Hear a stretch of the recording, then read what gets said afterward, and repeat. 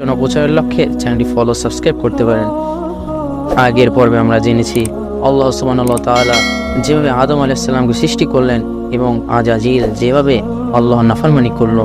যখন আল্লাহ তাআলা সমগ্র ফেরেশতাদেরকে আদেশ দিল যে তোমরা একত্রিত হও, কারণ আদমকে রূহ দান করা হবে, তখন সমগ্র ফেরেশতা একত্রিত হলো, শুধু একজন বাদে, সে ছিল আজাজিল। আল্লাহর আদেশে আরশ আজিম থেকে রূহ নিয়ে আদম আলাইহিস সালামের মাথার উপর রাখা হলো এবং সে জীবিত হয়ে গেল।